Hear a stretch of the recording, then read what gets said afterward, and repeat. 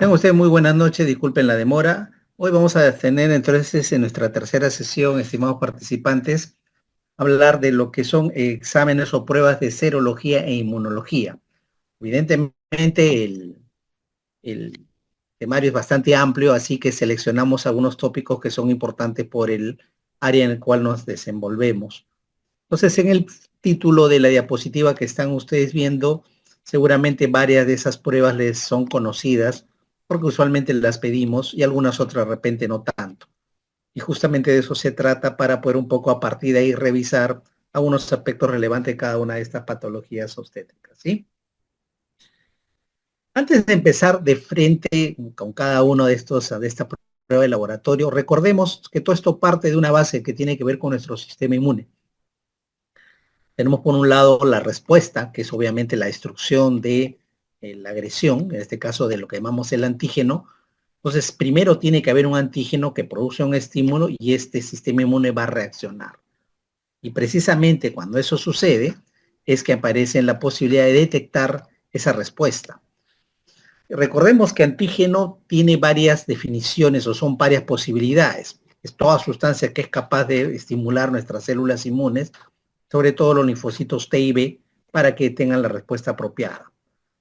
La introducción de este antígeno en el cuerpo va a generar una respuesta que le llamamos generalmente anticuerpos. Por eso hablamos de reacción antígeno-anticuerpo. Y en eso es que está basado la gran mayoría de pruebas de serología e inmunología con diferentes técnicas que intentan medir esa respuesta. Recordemos que los anticuerpos son las inmunoglobulinas, ¿no? Que se van a ver contra ese antígeno.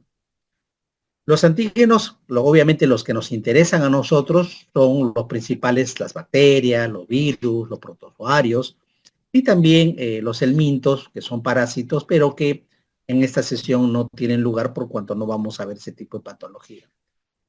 Y no dejar, no olvidarse que también los antígenos hay que no, los que no son infecciosos, que pasan desde elementos tipo alimentos, plantas, polvo, venenos, etcétera, y que también va a desencadenar una respuesta.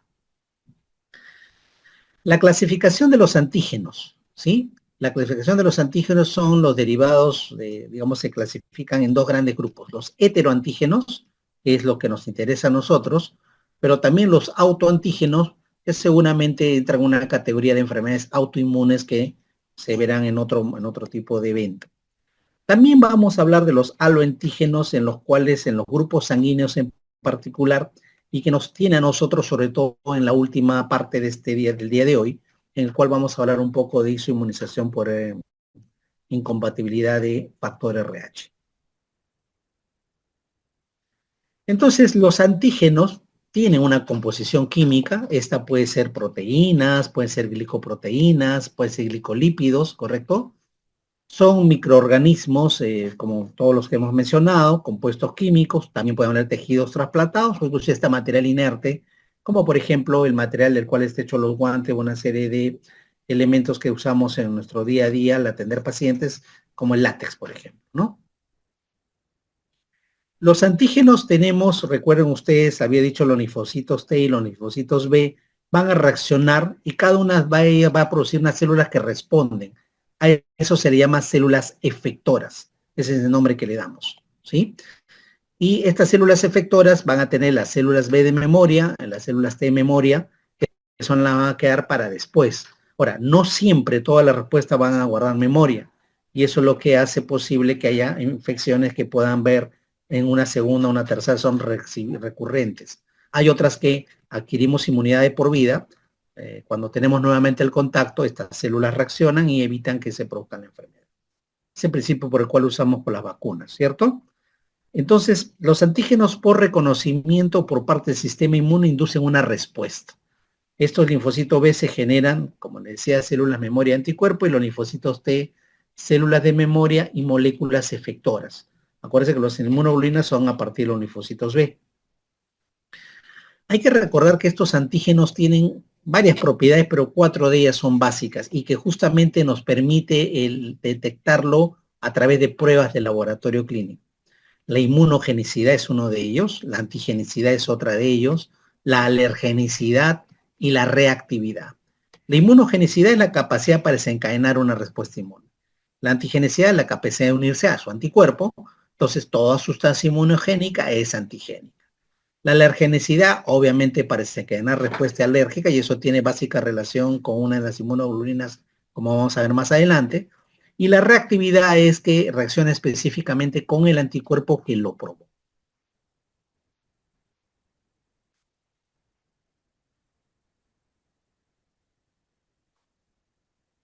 ¿No? Seguimos.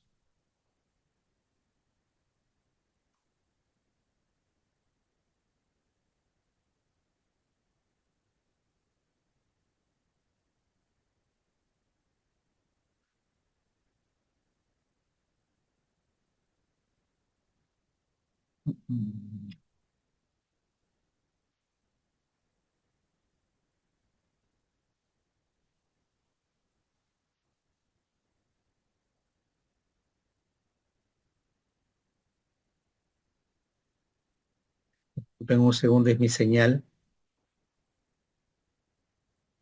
Hoy, por una situación especial, estoy en un lugar donde el internet es bien inestable. Mil disculpas, ¿sí?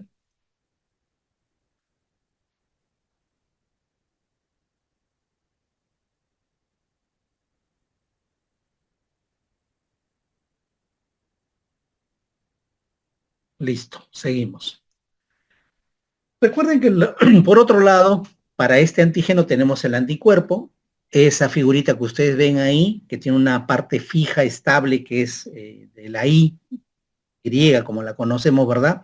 En la parte inferior y tiene sus dos brazos que son flexibles y que justamente le van a conferir una característica especial a cada una de las inmunoglobulinas que conocemos. Recuerden que son finalmente hechas de glucoproteínas producidas por las células plasmáticas. Recuerden que estas células plasmáticas son linfocitos B que están recorriendo, como el nombre lo dice, a través del plasma esperando oportunamente tener la reacción cuando hay una agresión.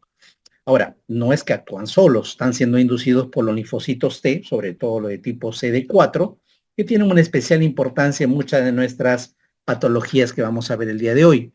¿Correcto? Y de acuerdo a eso, obviamente, la infección de las células plasmáticas van a verse activadas.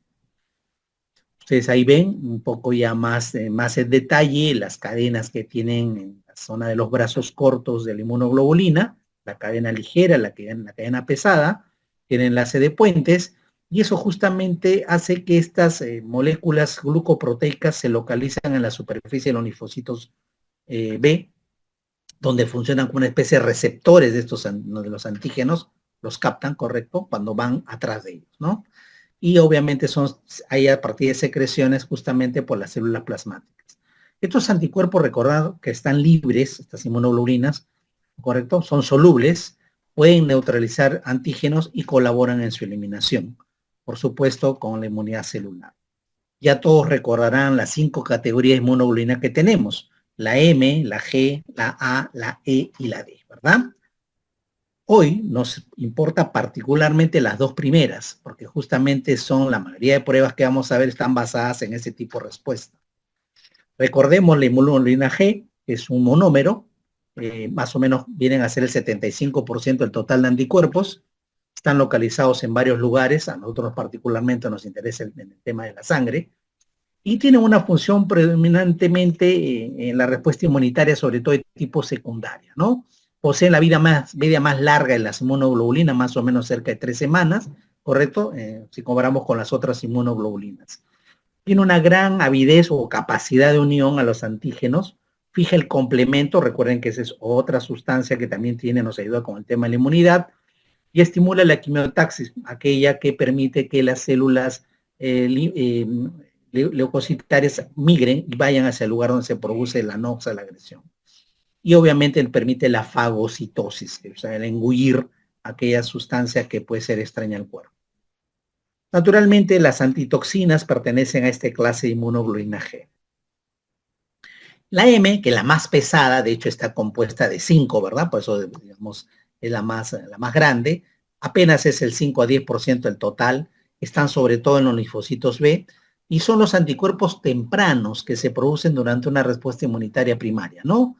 Fijan al complemento, tienen un gran peso molecular dado su estructura y le gusta estar mucho con los determinantes antigénicos, sobre todo lo de los virus y también en alguna de las cápsulas bacterianas. Y de ahí la importancia que utilizamos justamente esta inmunoglobulina para poder hacer la detección temprana. Causa pues la precipitación de los antígenos y por lo tanto su inactivación. Este gráfico que ustedes ven aquí es un gráfico que seguramente a raíz de la epidemia del COVID todo nos hemos un poco puesto más al día y hemos visto que también hay una serie de variantes al respecto, pero este es el esquema básico. Sabemos siempre que va a haber desde el momento de la exposición un periodo llamado de latencia o de retardo, como quieran llamarlo, y después del cual se produce obviamente un efecto de aumento de la inmunoglobulina M, donde alcanza su pico máximo entre 10 a 14 días, luego de ahí empieza a decaer, pero empiezan a hacerse la producción de inmunoglobulina G, y que le llamamos respuesta inmune secundaria o de memoria amnésica, ¿no? Porque esto es toda la vida, ¿no? Y eso generalmente se mantiene en niveles significativos. Entonces, hay dos tipos de respuesta, la inmune primaria, mediada por la inmunoglobulina M, y la inmune secundaria, mediada por la inmunoglobulina G.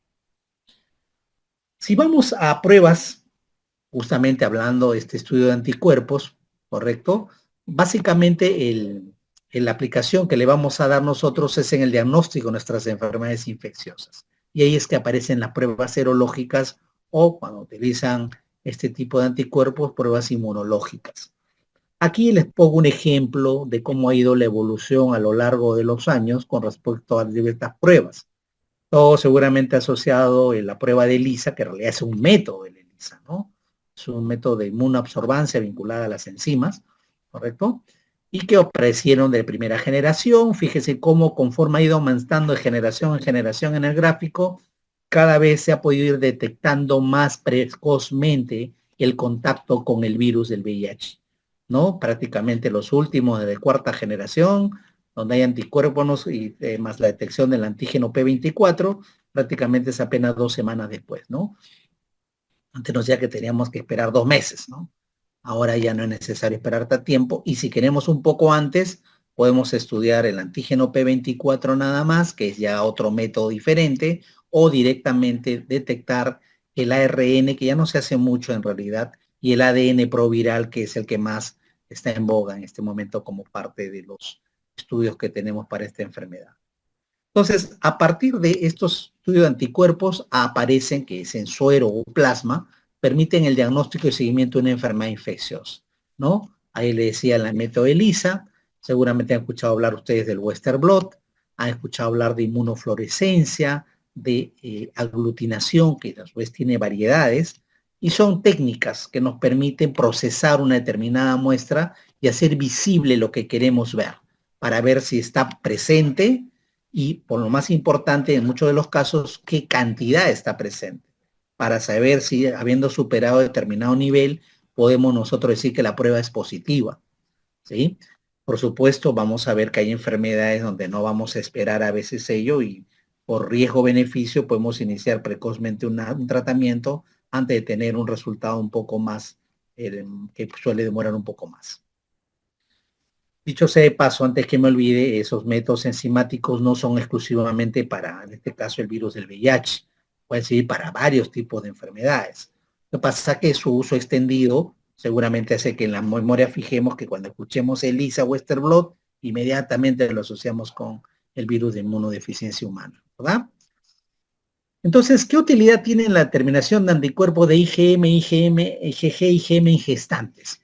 Naturalmente es que podemos tratar de acuerdo al tipo de inmunoglobulina que buscamos. Por ejemplo, acá en Toxoplasma gondii, ¿no? Por ejemplo, pudieron encontrar que hay una alta prevalencia de pacientes en ese periodo, en ese año en la zona de Iquitos, donde casi el 94-87%, fíjese, de la población tenía la presencia de IgG, o sea, había tenido alguna vez contacto con el Toxoplasma gondii, había tenido esa infección. Muchas de esas infecciones inclusive habían evolucionado de forma natural sin ningún tratamiento. Seguramente algún grupo de ellas se hicieron realmente enfermedad y a otras ni siquiera se dieron cuenta e inclusive fueron diagnosticadas cuando estaban buscando un embarazo. En el mejor de los casos, la mayoría de veces se detecta cuando suceden o tenemos eventos de mala historia obstétrica que ustedes ya conocen, de abortos repetidos, problema de fertilidad, donde obviamente una de las pruebas que pedimos es esa. Entonces, saber si es algo activo del momento o es algo de atrás tiene su valor, más aún en la gestante, porque alguna de estas pruebas, vamos a ver, alguna de estas enfermedades son capaces de pasar al feto y obviamente causando un grave daño. Aquí, por ejemplo, tenemos algo que de repente varios de ustedes han tenido que vivir en su momento. Por ejemplo, una paciente tiene 25 años, tiene una fiebre recurrente de 38 grados y tos, se le aplica esta prueba del COVID. Y miren lo que sale. ¿Qué ven ustedes? ¿Qué está coloreado?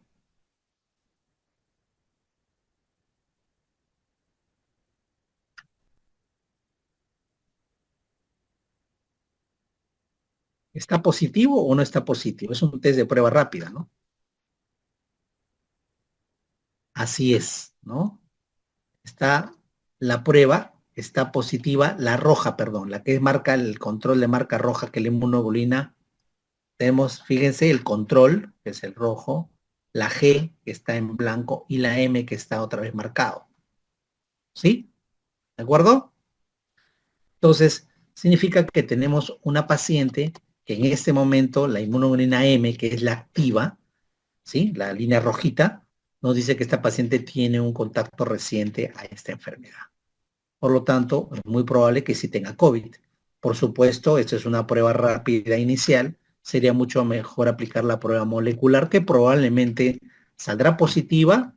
Pues ahora con las pruebas que tenemos, hemos visto que, habíamos dicho que la ventana, ¿verdad?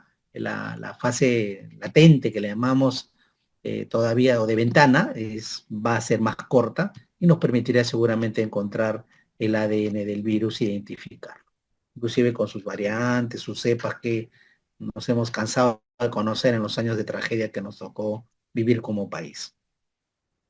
Hasta ahí un poco quería traerles este tipo de información para poder entender todo lo que viene a continuación.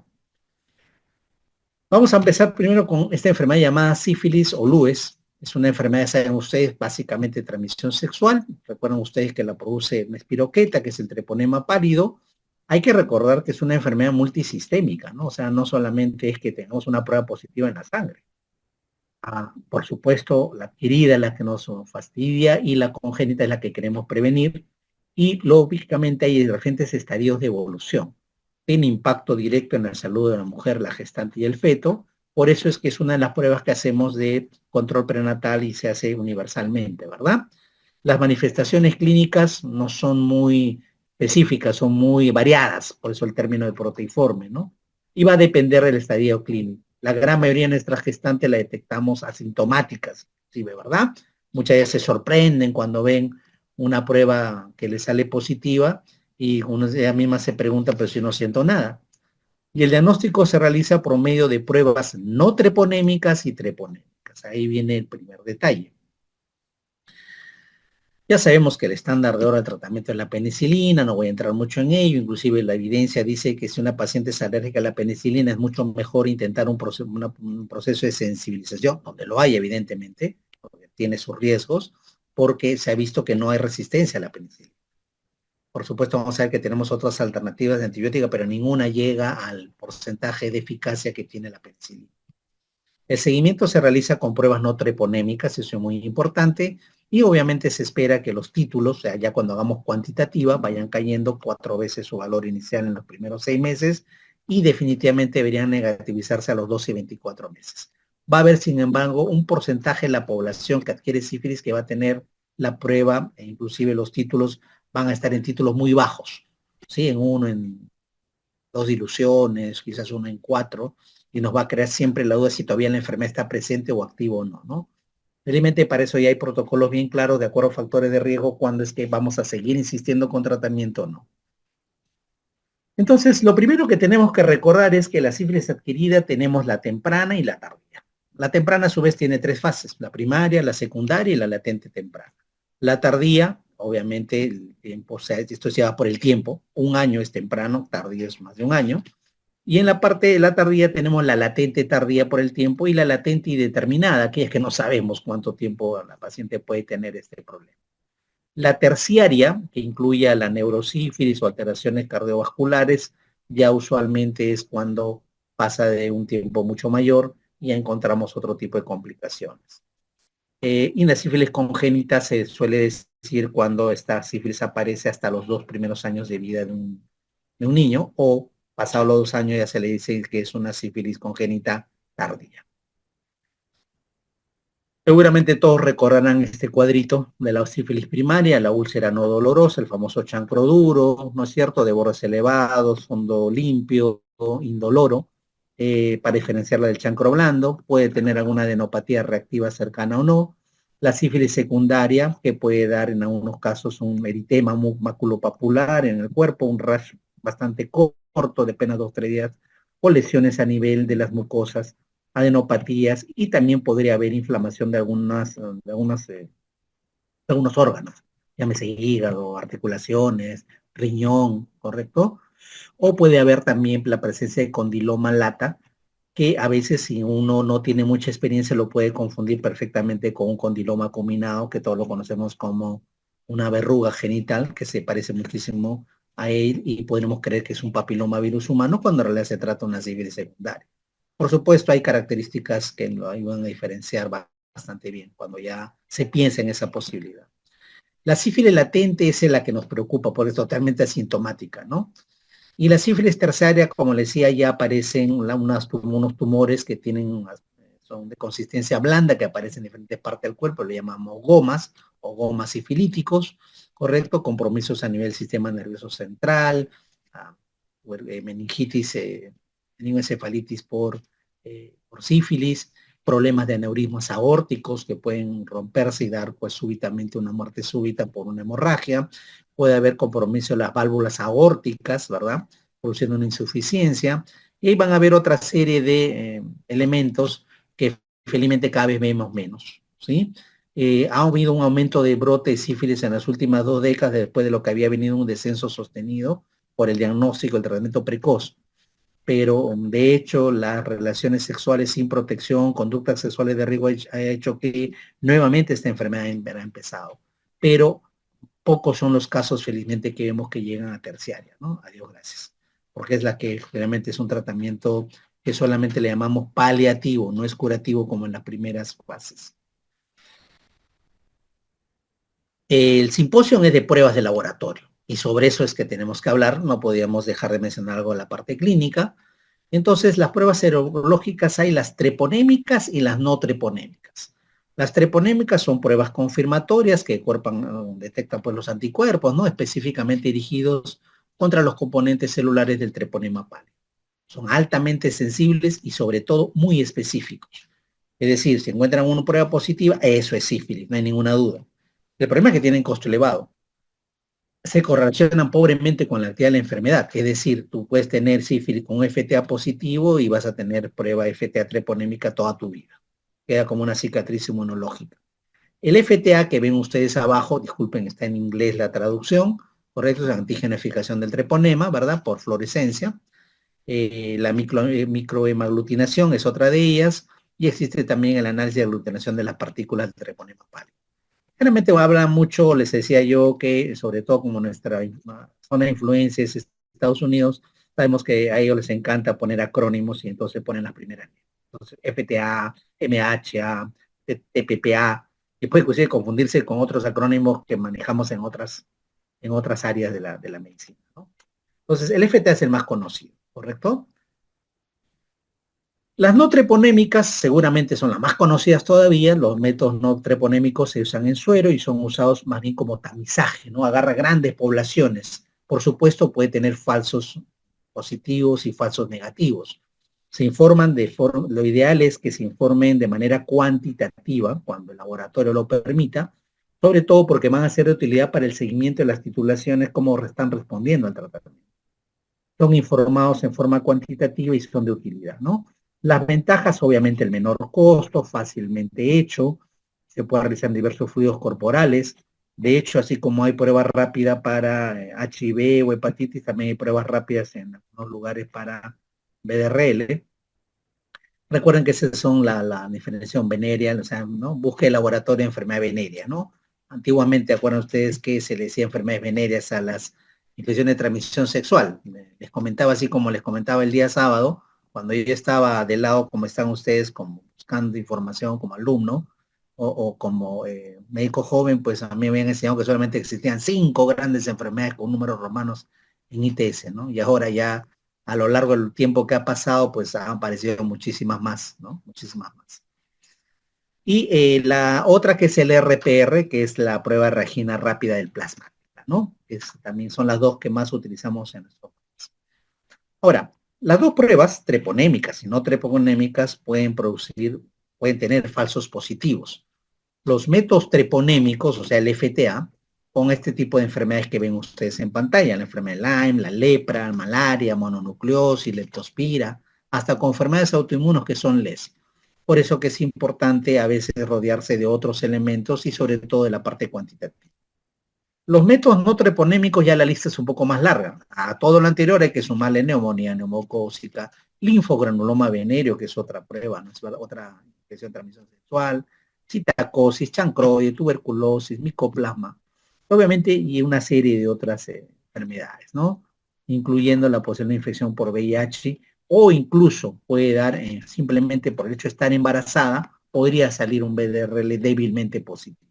Por supuesto, al hacer la cuantificación puede ser despreciable. Sin embargo, seguramente desde el punto de vista estrictamente laboratorio, desde un punto de vista estrictamente clínico, si ustedes tienen una gestante con un BRL positivo, así sea débil, probablemente es mucho más económico colocarle una penicilina para adelantarnos y no esperar que tenga realmente, a menos pues que su paciente sea alérgica a la penicilina y no valga la pena pues arriesgarla a una cosa así hasta no estar seguro. A pesar que hasta este momento les ha parecido seguro sencillo el tema del BDRL, el FTA, resulta que la interpretación de las pruebas no es tan sencillo tampoco, ¿no? Porque en muchos lugares se aseguran de pedir las dos cosas, FTA y BDRL, y pueden tener las 4 posibilidades. Que ambas pruebas estén en negativo, obviamente se puede excluir la infección, menos pues que la infección sea muy reciente, ¿verdad? Porque obviamente recién tiene menos de 2 semanas de evolución, y bueno, lo han pedido muy rápido. Por eso hay que esperar. Muchas veces unas pacientes a veces tienen un contacto de riesgo, vienen preocupadas, quieren saber, quieren hacerse un análisis. Siempre digo, es como el embarazo, ¿no? La prueba de embarazo no es que tú ya porque tuviste relaciones ayer ya te la vas a hacer hoy día, ¿no? Hay que esperar un periodo de tiempo y eso hay que explicarle, asegurarle a la paciente. No dejarnos presionar por su ansiedad, por su propia preocupación. ¿Qué pasa si la prueba no treponémica es positiva y la treponémica positiva? Pues ahí no hay ninguna duda, ¿no es cierto? No hay nada que hacer. ¿Qué pasa si la no treponémica, o sea, el BDR, el RPR es negativa, pero el FTA, generalmente podemos decir que esto ha sido que ha tenido antes la enfermedad, pero ya no la tiene? Y lo contrario, que la prueba del BDR salga positiva, el FTA no, es una reacción cardiolepínica, dice que no es muy específica, puede tratarse generalmente de un falso positivo y no es un caso de sífilis gestacional, ¿no? Obviamente se pueden incluir algunas otras pruebas treponémicas necesarias. Este cuadro me parece muy cargado, disculpen ustedes, pero quisiera que vean simplemente la relación de pruebas que hay alrededor, el BDRL, el RPR, el FTA, el ELISA, el inmunocromatografía, que son otras pruebas que no has mencionado, pero existen como técnica de determinación. Fíjense la sensibilidad que tienen de acuerdo al estadio, ¿no? Van casi por ahí, ¿verdad? Casi por ahí. Por ahí el método ELISA aparentemente es un poco mejor en la fase latente precoz, la sífilis latente precoz, ¿correcto? Y en el caso del FTA es mucho mejor en la sífilis primaria. Hablando de sensibilidad, ¿no? Que es la capacidad de detectar el mayor número de enfermos. A diferencia de la especificidad, ¿verdad? La especificidad, obviamente, en su momento, vamos a ver que casi todas ellas están cerca de un 98-99%, de acuerdo, obviamente, a su nivel. Entonces, esto significa que estas pruebas de treponémicas y no treponémicas van a tener sus tiempos, sus momentos, y seguramente se estarán preguntando, ok, ¿qué hago con un BDRL? ¿No? Un BDRL, aquí lo que hemos podido revisar, que en la sífilis primaria se va a ir positivizando, y obviamente van a empezar a haber titulaciones, sobre todo en las sífilis secundarias, por encima de 1 en 8 DILs o diluciones, ¿correcto? Sin embargo, la de 1 en 4, en algunos casos, el objetivo es llegar a menos de eso o a 0, pero la idea es que no sea más de 1 en 8, ¿correcto? O sea, 1 en 4 podría todavía generarnos una duda. Si la encontramos en una paciente y que tiene todas las conductas de riesgo y algunas otras lesiones o manifestaciones, a pesar que el título no llega a ser de 1 en 8, podríamos iniciar tratamiento. Sobre todo cuando estamos en sífilis secundaria. Seguramente ustedes conocen estos esquemas que nosotros manejamos, la penicilina gemcisatínica, ¿verdad? 2.400.000 intramuscular, y obviamente en el caso de la latente tardía, que es la que más encontramos en la embarazada, sabemos que esto se repite semanalmente por 3 semanas. En la sífilis terciaria, en realidad no se ha demostrado que la penicilina gemcisatínica o la G-sódica o procaínica, que se utilizan sobre todo cuando la afección es neurológica, tengan resultado. En realidad ahí básicamente lo que hay que dar fundamentalmente es seguramente otros tratamientos de sostén, ¿no? Y otro tipo de tratamientos para evitar la reacción, porque algunos ya no es una reacción propiamente a la treponema. El treponema hace rato ya desapareció del organismo, pero lo que ha quedado es la respuesta inmune del paciente o de la paciente a la sífilis y origina que empiece a tener esas alteraciones que les había mencionado.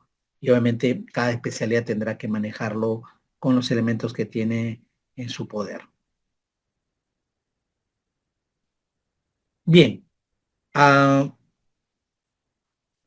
tenemos el tema de las enfermedades infecciosas. Ahí están, tienen ustedes toda la relación de bacterias, hongos, parásitos, virus emergentes, simplemente para recordar que hay muchas de ellas.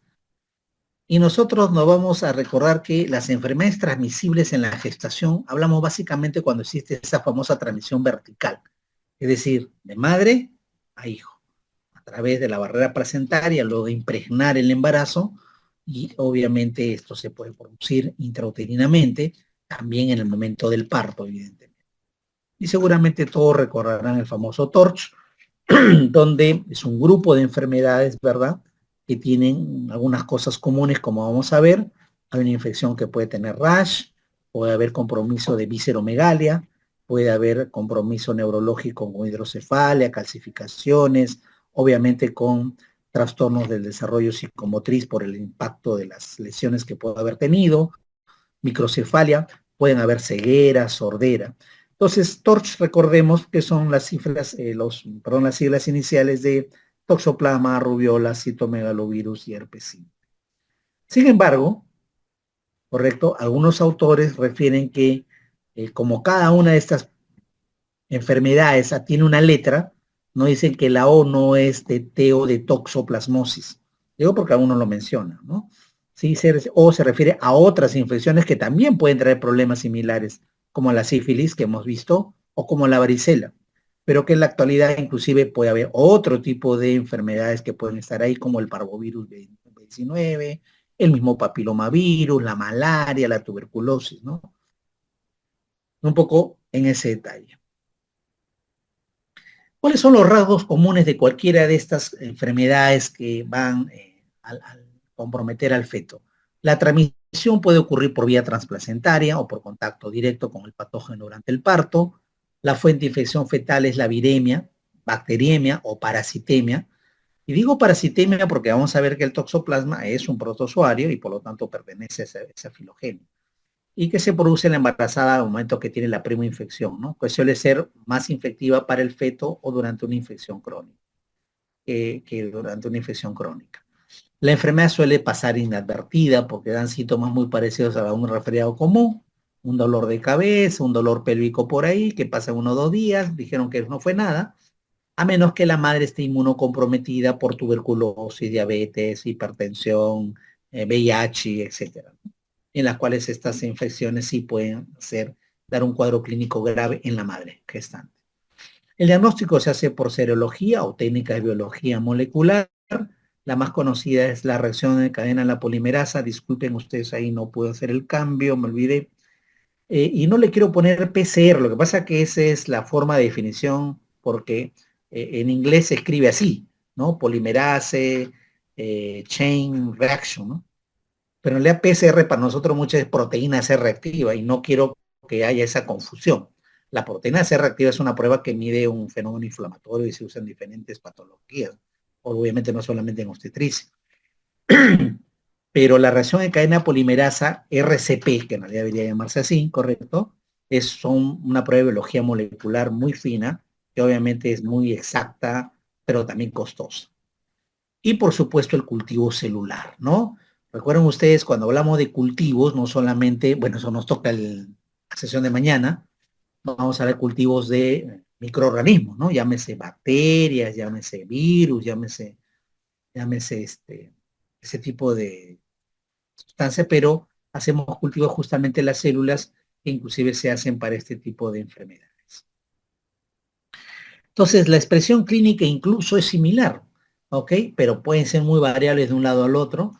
Hay que recordar que también, es decir, que si tienen corioretinitis, tienen el feto hay una afección del nervio óptico, si empieza a tener manifestaciones de microcefalia o hidrocefalia y tiene un poco de hidropesía con ictericia fetal, yo no voy a estar solamente por clínica a saber si es toxoplasma, si es rubiola.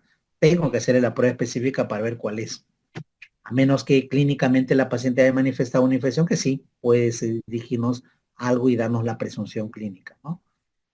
En general, cuando es antes de las 20 semanas es más grave y ocasiona malformaciones múltiples, ¿correcto?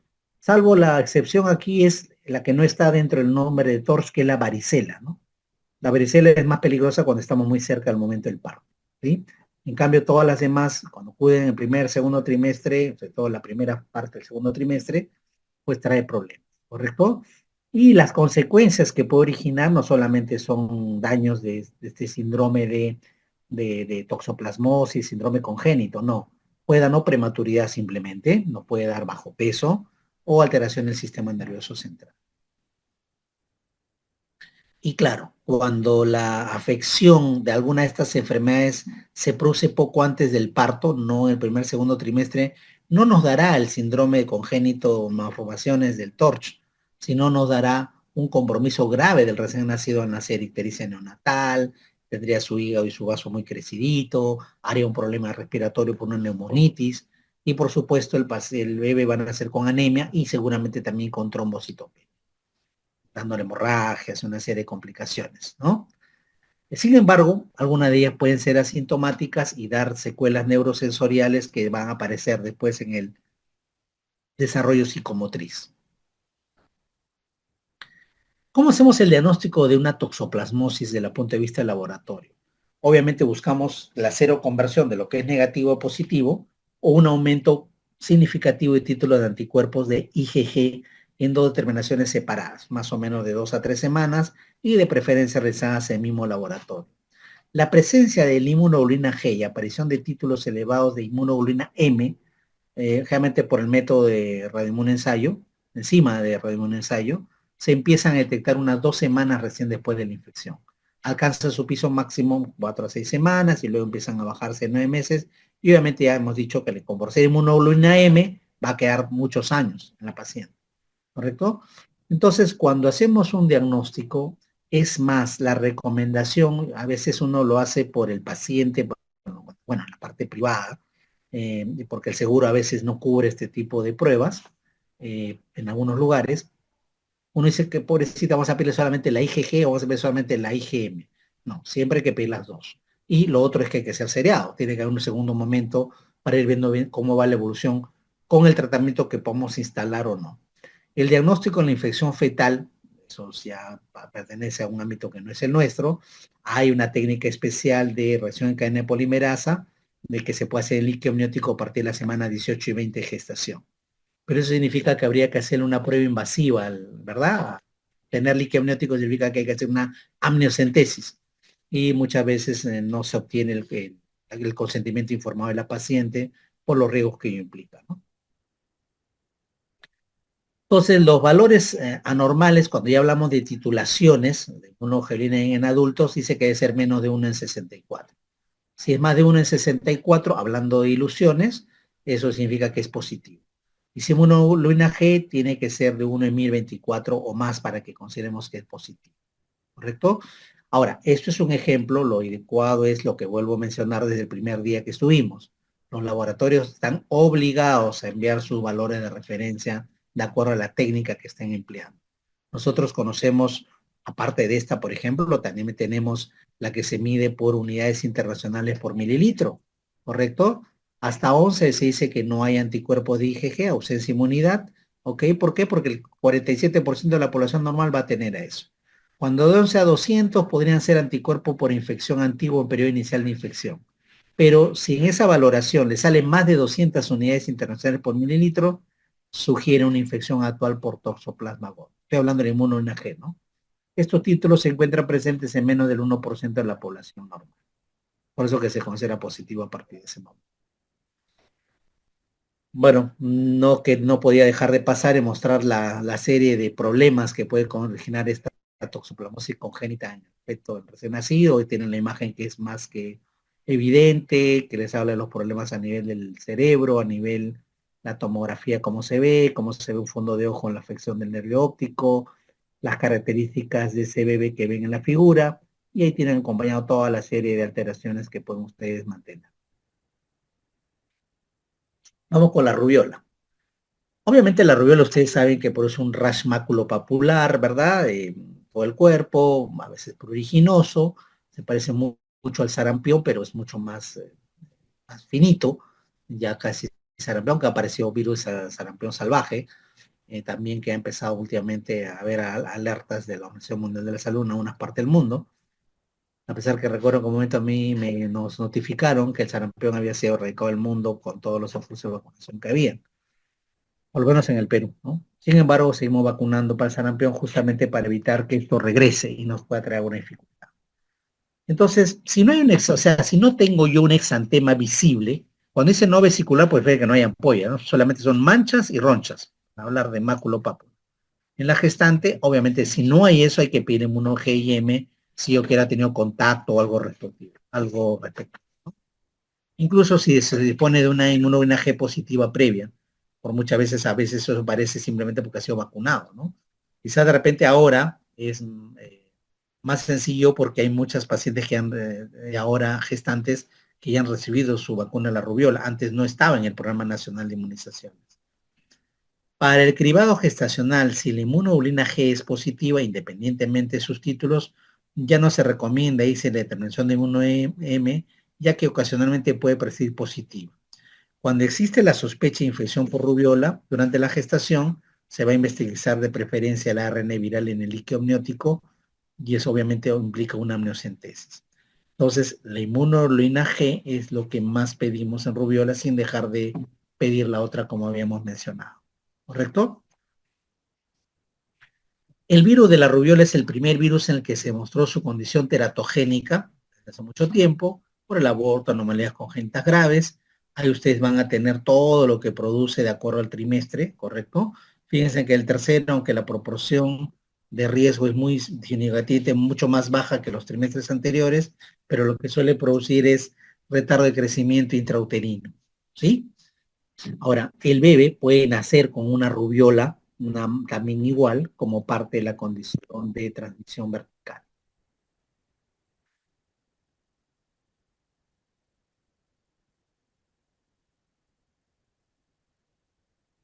Después voy a ver los chats, nos faltan unos pocos minutos para tener esta primera parte. Teníamos el citomegalovirus, en las gestantes son diagnosticadas la detección de cero conversión, ¿sí?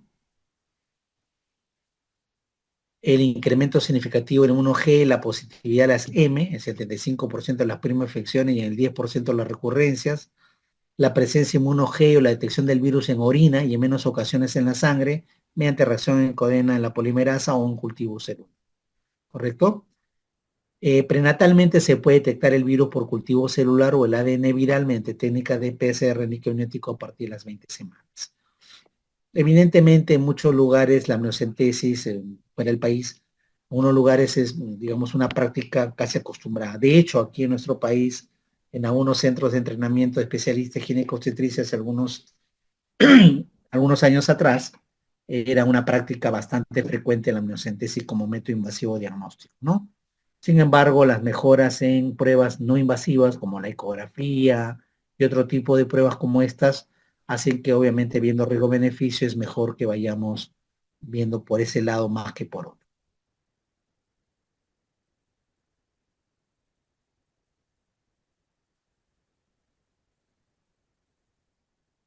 Eh, ¿Qué cosa es el citomegalovirus?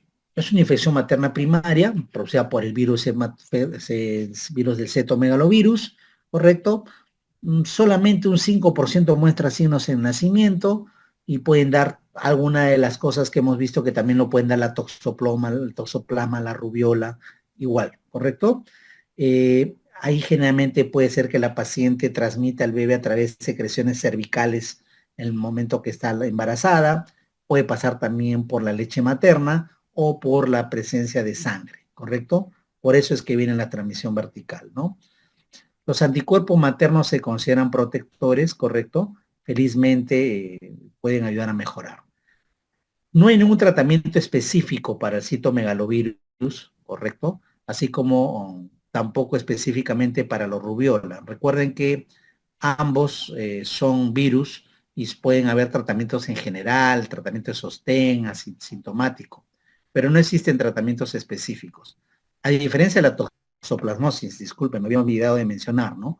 Lo que pasa es que no hay una diapositiva acá de tratamiento porque no es el simposio, pero seguramente más de uno estará preguntando, bueno, ¿y cómo trato si detecto una toxoplasmosis? En rubiola y citomegalovirus no hay forma. ¿Está?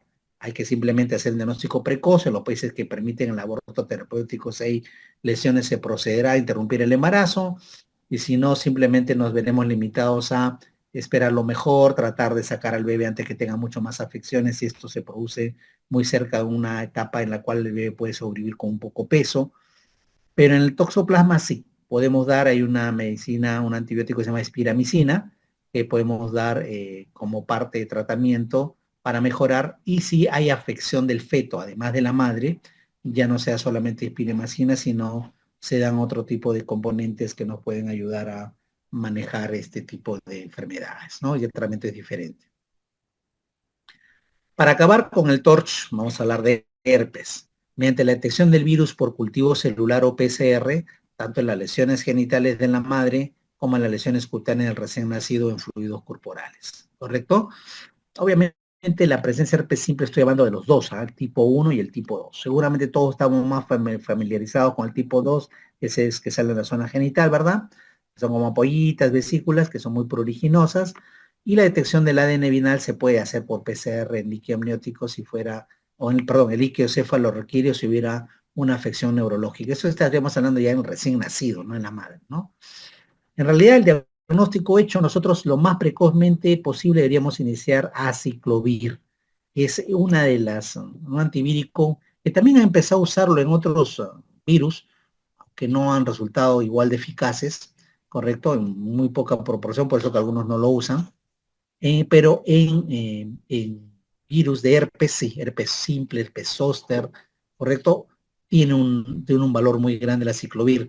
El gran problema es que hay que darlo de manera muy seguida, cada 4 horas, cada 2 horas, la medicación, y obviamente también por eso que el costo del tratamiento es un poco a veces que el paciente no lo puede llevar a menos que tenga un seguro y lo pueda cubrir. Pero sí podemos dar la ciclovir y eso ayuda a disminuir el tiempo de enfermedad, a disminuir el periodo de contagiosidad y el impacto que puede tener al pasar al... Obviamente la ciclovir es un medicamento que también está en categoría C, o sea que no tiene estudios que digan que haga que sea completamente inocuo para el bebé, pero tampoco hay estudios que digan que haga completamente daño. Entonces, su uso clínico es que determina, dentro del medicamento C del embarazo, que puede usarse y de hecho tenemos más beneficios que riesgo al usar. Obviamente puede producir en el recién nacido las mismas lesiones que en la madre con todas las complicaciones que ustedes ven en pantalla que puede tener en diferentes órganos. Recuerden que muchos de estos virus que dan erupciones hacia afuera, como la rubiola, el herpes simple, etcétera, varicela, también pueden producir la misma salida de vesículas, pero ya no en la piel, sino en la mucosa. Y en la mucosa, estamos hablando mucosa bucal, mucosa vaginal, estamos hablando incluso de la mucosa esofágica, la mucosa respiratoria, lo cual obviamente entra con hemorragias, gran problema, gran toxicidad. y de hecho sabemos que cuando estas enfermedades le dan a gente, digamos, adulta y no a niños, suele ser una enfermedad un poco más complicada, más grave. Muy bien, hasta ahí vamos a dar esta primera parte. Creo que vi algunas preguntas por ahí.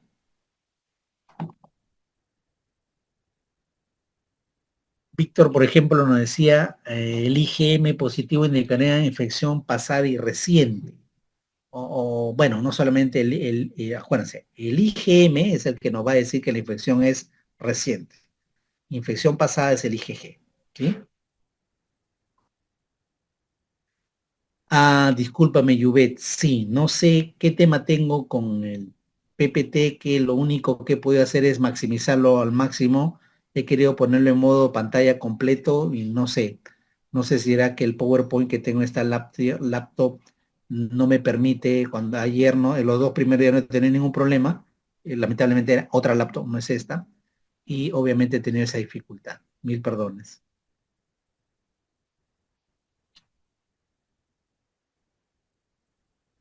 Muy buena pregunta, Víctor, la de herpes. A ver, en realidad las lesiones, si ha tenido lesiones o no, no hay evidencia clínica a la fecha de que sea necesario dar. A pesar que existe más o menos un porcentaje de 20 a 30% de pacientes que van a acabar volviendo a tener otra vez herpes, sobre todo en el primer año después del primer episodio. Sobre todo cuando estén episodios de un poco de inmunodepresión, ¿no? Una mala noche, una guardia, un fin de semana, una reunión, se pasaron de copas y baja la inmunidad e inmediatamente reactiva el virus y puede ser. Por ahora no. Solamente cuando hay herpes recurrente, estos que dan por lo menos 3 episodios en un año, hay protocolos que indican que es posible dar tratamiento profiláctico. Sin que haya tenga en ese momento lesiones activas, se puede dar para prevenir que haya una nueva reacción. Excelente inquietud, Sheila.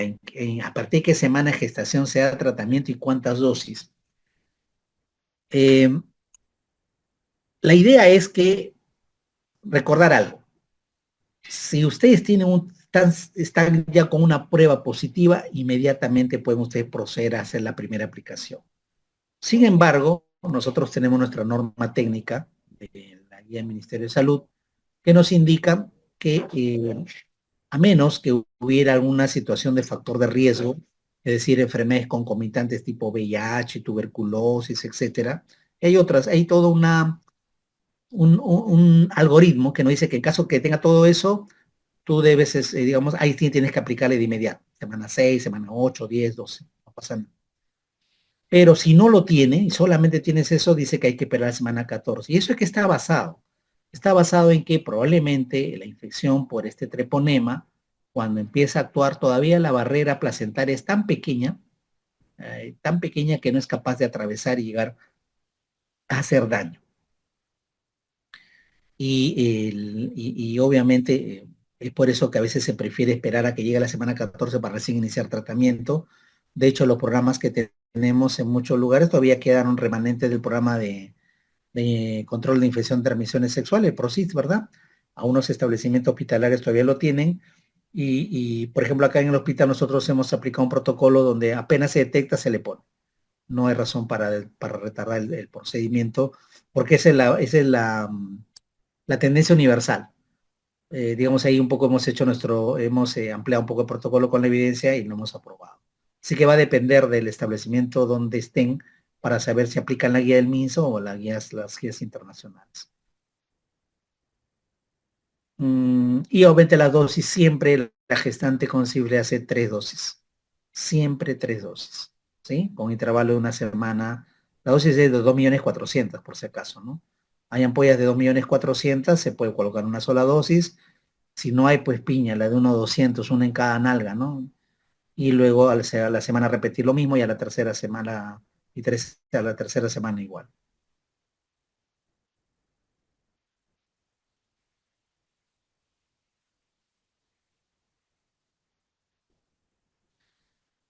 buena observación, sí es cierto. Las pruebas rápidas son eso, son pruebas rápidas, ¿correcto? Lo que pasa que ahí lo que hay que entender que estas son pruebas de laboratorio, merecen nuestra interpretación, va a depender mucho del tipo de paciente, qué factor de riesgo tiene, en qué momento está. Ejemplo, ¿no? Te digo, por ejemplo, el caso que me estás mencionando, ¿no? ¿Qué pasa si te llega una gestante en labor de parto con 7, 8 dilatación, una segunda y tercigesta que su curva alerta va a ser muy cortita, su curva de parto, perdón, va a ser muy corta y va a dar a luz en poco rato, y tú le haces la prueba rápida en emergencia y le encontraste positivo? Si tú no le pones la ampolla, pues enfermería, neonatología te va a crucificar, ¿no? ¿Qué pasa si después del parto viene, le hace la prueba que mandaron de ilusión en laboratorio y salió de 3, 4 horas después, sale negativo? Dijeron, uy, ¿para qué le pusiste? No.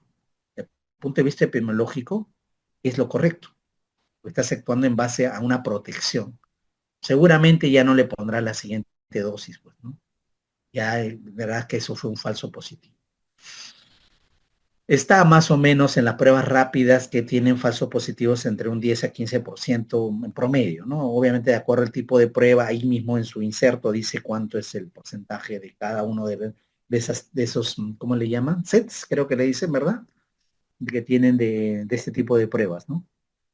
Y claro, uno puede pensar de que el reactivo ya estaba vencido, que la prueba puede estar mal, y pues no son circunstancias que todo es posible, pero uno siempre, recuerda que nosotros como profesionales de la salud obramos con el principio de beneficencia, ¿no? Que con la información brindada en el momento tomamos la mejor decisión, es siempre en beneficio de ese binomio que es madre-niño, ¿no? Muy bien, vamos entonces a iniciar esta segunda parte y ver cómo vamos avanzando con los temas que nos faltan, ¿sí? Muy bien, empezamos entonces con las hepatitis, ¿no? Porque las hepatitis para nosotros son muy importantes, sobre todo la hepatitis B, que hacemos, acuérdense ustedes, parte de nuestro control serológico siempre. Tenemos nosotros la tabla 1 que son características generales de la hepatitis. Por ejemplo, ahí van a encontrar ustedes la vía de transmisión, el periodo de incubación, ¿no? Las hepatitis A si son agudas o son crónicas, si hay transmisión vertical o no, ¿correcto? Y obviamente si hay una evolución adversa en el embarazo, ¿correcto?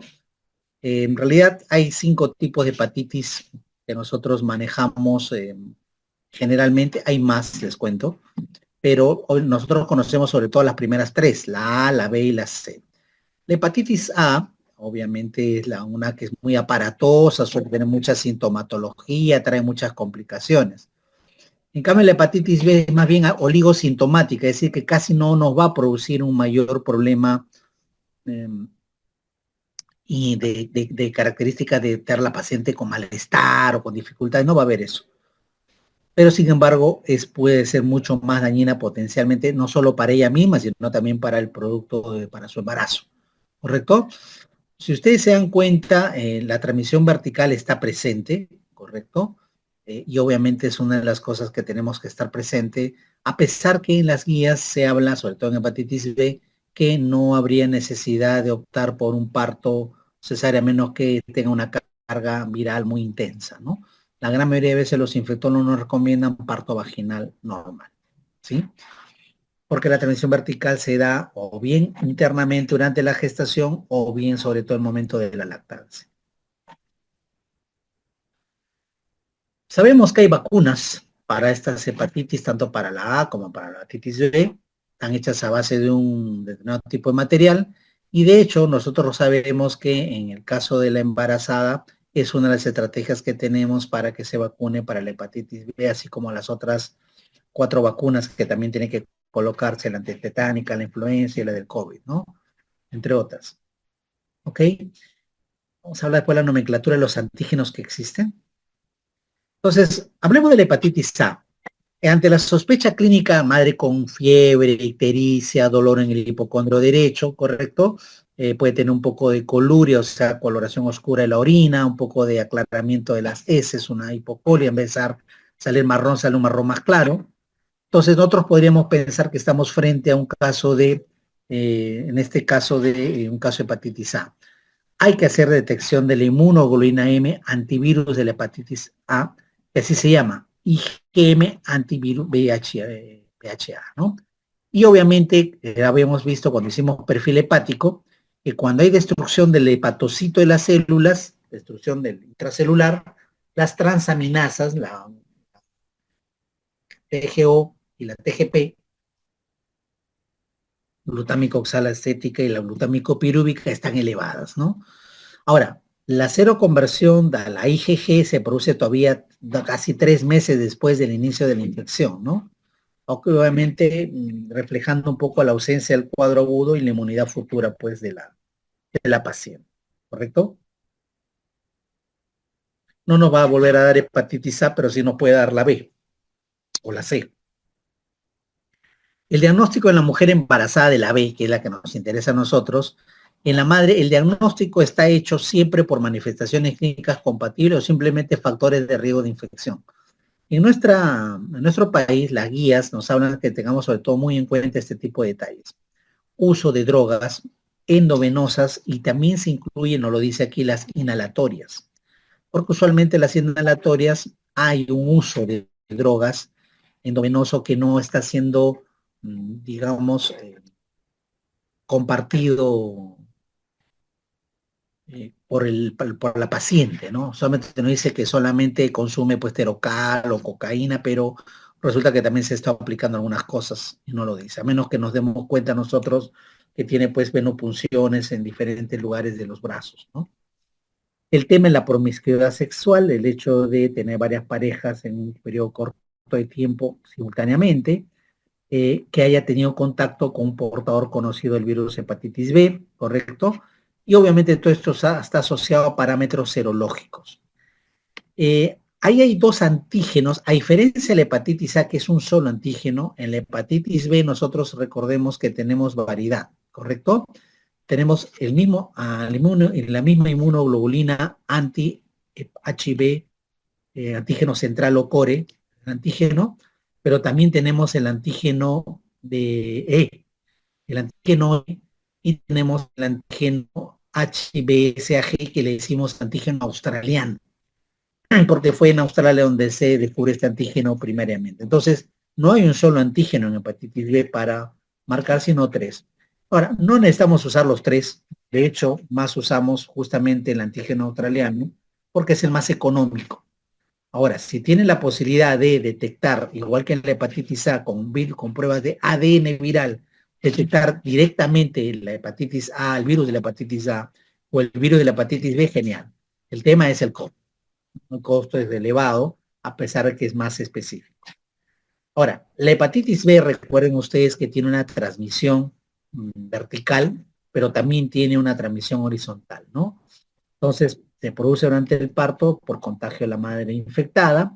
La mayoría de nuestros bebés felizmente son asintomáticos, pero algunos por ahí pueden tener una infección crónica en la cual van a tener su virus, su antígeno australiano positivo, y obviamente va a haber un aumento de la actividad de la transaminasa. Por supuesto, este bebé también va a tener un bajo peso al nacer. Este problema que trae el neonato de una madre que tiene hepatitis B no sucede con la hepatitis A. Esa no se transmite a través del embarazo, por eso no se considera entre este grupo de enfermedades. La hepatitis C, el diagnóstico se establece por la detección de anticuerpos, pero inmunoglobulina G, antivirus hepatitis C, ¿correcto? Ya se han dado cuenta usted que la nomenclatura es fácil, VHA, VHB, VHC, virus de hepatitis A, virus de hepatitis B, virus de hepatitis C. Y el método diagnóstico cualitativo es la determinación de la reacción en de la reacción en cadena de la polimerasa que le decía para el ARN, ¿correcto? El gran problema es el alto costo que tiene y probablemente es más útil hacer la carga viral cuantitativa en la mujer embarazada, ¿correcto? Sobre todo cuando queremos ver el cálculo del riesgo de de la transmisión vertical. Ahora, en términos de patogenicidad, es decir, de capacidad de producir enfermedad, la hepatitis C es más grave que la B, ¿correcto? Sin embargo, casi siempre esta paciente ya vienen con ese diagnóstico desde el embarazo anterior o desde el periodo pregestacional. La inmunodeficiencia por VIH, Recuerden que la evolución de la infección por VIH no tratada puede tener una fase aguda, una fase sintomática. Ya recuerdan, seguramente han visto ustedes que la paciente primero se infecta, después de entre 2 a 6 semanas después se puede convertir las primeras pruebas, va a tener una parte muy inicial, va a haber una fase muy asintomática que puede tener un promedio hasta de 10 años, hasta que empiece a venir la fase sintomática con el complejo de tumores raros e infecciones oportunistas que ya conocemos con el nombre de SIDA, ¿no? Síndrome de inmunodeficiencia adquirida, ¿correcto? Y obviamente la muerte por alguna de esas causas de complicación. Entonces, cuando hacemos VIH, y esto seguramente usted lo conoce mucho más, tenemos 3 tipos de pruebas, ¿correcto? Para detectar el VIH. Tenemos pruebas de anticuerpos, tenemos pruebas de antígenos y tenemos antígenos y anticuerpos, y tenemos pruebas de ácido nucleico, que por el nombre le pueden NAT, ¿no? Sus siglas en inglés, pruebas de ácido nucleico. Test de Nucleic Acid, Nucleic Acid Test, ese es el nombre. Los anticuerpos contra el VIH, recuerden que son proteínas que combaten las enfermedades que el cuerpo produce en respuesta a la infección por el VIH justamente. En cambio, las pruebas de ácido nucleico buscan el virus en la sangre, no los anticuerpos. El proveedor es el que va a determinar cuál es la prueba más apropiada. Acá nosotros, por el tema de costos, lo que más buscamos son los anticuerpos. Y la respuesta a la pregunta es ¿qué tan pronto permite detectar cada una de estas pruebas basadas solo en anticuerpos, basadas en antígenos anticuerpos o en ácido nucleico? Y nos va a dar el periodo de silencio, periodo de ventana. Es el tiempo transcurrido, recuerden, entre la exposición al virus y el momento en que la prueba permite detectar que tiene la infección por ese virus. Las pruebas de anticuerpos, correcto, las primeras pruebas que decimos, buscan si hay anticuerpos en la sangre o en las secreciones bucales, la mayoría son pruebas rápidas y las autopruebas de uso doméstica son pruebas de anticuerpos. Por lo general, estas pruebas de anticuerpos que utilizan sangre o una vena pueden detectar el VIH antes que las pruebas que se hacen con sangre extraída de una punción en el dedo con secreciones bucales. Es decir, el periodo ventana es un poco más corto. Las segundas pruebas, las que hacen antígenos y anticuerpos, los dos juntos, pueden detectar obviamente la proteína del virus y son pruebas más usadas. Después de la exposición al VIH, los antígenos aparecerán en la sangre de una persona recientemente expuesta antes que los anticuerpos. Ahí ustedes tienen el método, el test de ELISA, ahí tienen ustedes el test de Western blot. Y las pruebas de ácido nucleico examinan la presencia del virus propiamente en la sangre, tomada de una vena, sangre venosa, y se dicen pruebas de carga viral, ¿no es verdad? Porque además que no solamente van a detectar el virus, sino que determinan la cantidad del virus que está presente en la sangre. Por lo general pueden detectar el VIH entre 10 a 33 días después de la infección. Se utilizan principalmente para monitorizar el tratamiento del VIH. No se aplican como pruebas de diagnóstico o detección de rutina porque evidentemente para una gran población el costo es muy alto. Entonces, ¿qué hacemos cuando tenemos un paciente que pensamos que puede vivir con el virus del SIDA, que es el otro término que le llama el PBBS, ¿no? Persona que vive con el virus del SIDA. El VIH, la prueba inicial de detección de una persona será por lo general una prueba de anticuerpos o una de antígeno anticuerpo, la de más bajo nivel. Las otras, las de test de ácido nucleico, no se emplean regularmente para detectar, sino básicamente a menos que haya tenido una alta exposición de riesgo, ¿no es cierto? No sé, pues ha tenido una maratón sexual con una persona VIH positiva y que no tiene ningún tipo de control o de tratamiento, ¿correcto? O ya empieza, ya no solamente es un tema de exposición, sino que tiene unos síntomas iniciales de dicha infección, ¿no es verdad? Un poco de laxitud, un poco de astenia, cansancio generalizado, hipersomnia, duerme mucho, reacción como una pequeña coriza nasal, o sea, una reacción de secreción nasal como un estornudo, poco dolor de garganta, y eso es todo lo que le va a dar. Ahí sí quizás esté justificado. Cuando una prueba de VIH da positivo, siempre hay que hacer una prueba de seguimiento para su confirmación. Por eso que cuando tenemos un método de ELISA, ¿verdad? Positivo, le hacemos una segunda ELISA, ¿correcto? Para empezar, porque recuerden ustedes que cuando van las muestras de sangre, no va de un paciente, van de varios. Entonces, lo primero que hay que detectar si la sangre que hemos encontrado corresponde al paciente donde está rotulado su nombre, y la única forma es que citemos en forma específica a Franklin Solís, que es el paciente, para que llegue, y obviamente yo le estoy tomando a Franklin Solís que tenía su prueba, según decía positiva, y yo ya sé que esta sangre sí es de él. La otra se supone que era de él junto con las 100 que tomaron ese día. ¿Sí? ¿Se entiende? O que ha habido un error rotular. Con eso tratamos de limitar el error humano. Por eso es que haces una prueba confirmada. Naturalmente, como toda prueba, puede tener falsos positivos. Y entonces nosotros tendremos que hacer otra prueba confirmatoria que conocemos como en nuestro país, la que más se usa es la de Western blot. Si esa sale positiva, yo diré ahora sí que el paciente tiene el virus del virus. La prueba de seguimiento se puede hacer en un laboratorio utilizando la muestra de sangre original para garantizar que el primer resultado positivo no sea un falso positivo. Algunas instituciones que, por ejemplo, laboratorios privados donde no manejan gran cantidad de muestras, pueden hacer eso, ¿no? Pero un hospital donde la cantidad de pacientes que ven, nosotros lo confirmamos cuando vemos la cola del laboratorio, cuando están en ayuna temprano en la mañana, pues es grande. Y vuelvo aquí a la primera diapositiva, una de las primeras diapositivas que mostré, para recordar que las pruebas de LISA hay de generaciones, de primera, segunda, tercera y cuarta, ¿correcto? Y que cada vez se han ido acortando el periodo de ventana y aparecieron también otros. Todos estos son marcadores específicos, correcto, de infección por VIH. Entonces, para más o menos entender cómo es esto de las técnicas de búsqueda de detección de VIH, hay que recordar que hay varias técnicas. Acá voy a hablar solamente de LISA, por ejemplo, y de dos más. ¿Correcto? Ahí tomamos la base antigénica que captura los anticuerpos presentes en la muestra. Miren, fíjense que esta prueba ya tiene prácticamente ya 50 años, ¿correcto? Un poco, perdón, 40 años de uso. Hicieron un lisado del virus, ¿correcto? Y se detectaron los anticuerpos a los 40 días de la infección. Mes y medio, y daban hasta 2 meses de periodo de ventana, ¿no? Pero ya 2 años después hicieron técnicas de segunda generación que incorporaban antígenos de proteínas recombinantes y péptidos sintéticos, de lo cual está hecho, obviamente, parte del virus. Y estos nuevos antígenos, ¿no? Que podían detectar anticuerpos frente a subtipos EM, grupos C y O, y frente a VIH de inmunotipo 2 inclusive. Entonces se mejoró la sensibilidad detectándose anticuerpos 10 días menos, aproximadamente.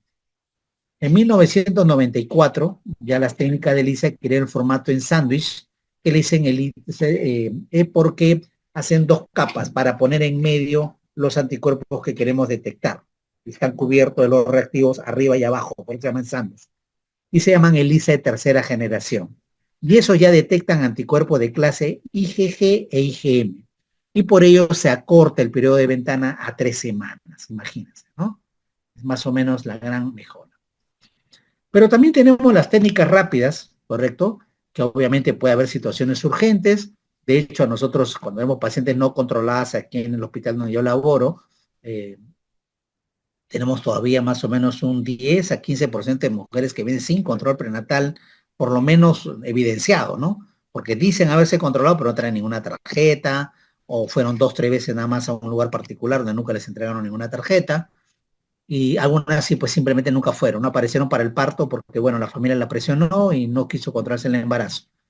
Y hay que saber, porque lo primero que nos va a decir el área de cuando reciba el bebé, bueno, en el hospital tenemos diferenciado pues pediatría, neonatología, ¿cómo está su VIH? Para ver si va a lactar o no va a dar a lactar. Y entonces tenemos que usar este tipo de pruebas. ¿Y en qué se basan? Se basan en aglutinación de partículas que están sensibilizadas, de látex o de glóbulos rojos, técnicas de inmunoensayo e inmunocromatografía capilar, que son cosas que seguramente más no van a entender, nos hace recordar nuestras clases de microbiología, pero que evidentemente más pertenece al plano de los tecnólogos médicos, ¿no?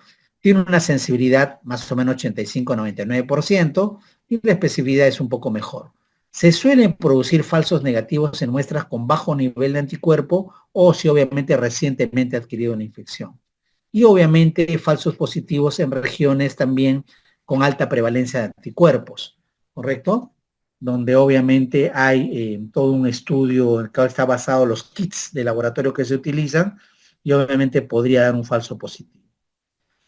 Y el tercer grupo de análisis son los análisis confirmatorios, donde hay varios en realidad. Ahí he puesto solamente el nombre de dos, que son el Western blot, que conocemos todos, y tenemos la técnica de LIA, ¿no?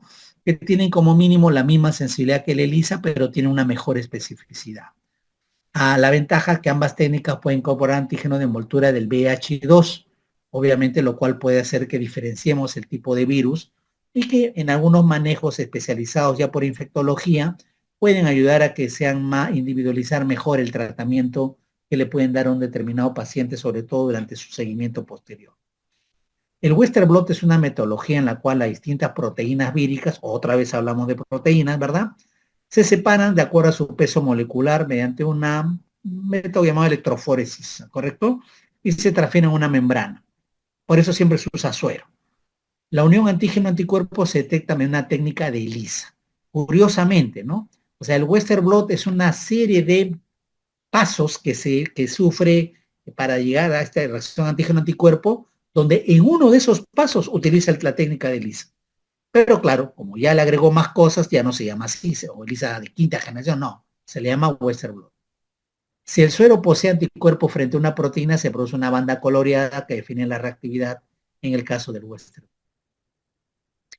Y les había hablado que puede haber detección de antigenemia,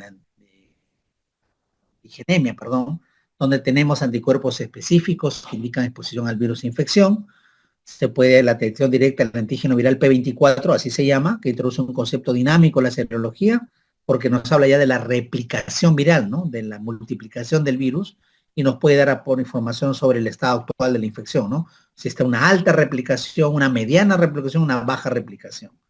Se detecta en estadios iniciales de infección en estas pruebas o una evolución cuando ya va a SIDA, ¿no? Sirve de apoyo al diagnóstico serológico en aquellas situaciones en que la detección de anticuerpo no es concluyente. Vamos a ver que, igual como hablamos del VDRL, no es tan sencillo decir reactivo o no reactivo. Felizmente ese trabajo nosotros aquí en el hospital se lo dejamos al infectólogo que tenemos, que es el que hace el manejo de este tipo de información. El antígeno P24 glicerida, ¿y dónde lo puede encontrar? En suero y en plasma, igual con técnicas de ELISA, ¿no? Y pueden llegar a cifras normales de 8 picogramos por mililitro, lo cual equivale a 5.000 a 10.000 copias de ácido ribonucleico del VIH, del virus inmunodeficiente. Son datos obviamente muy fríos, que no tienen de repente mucha aplicación clínica.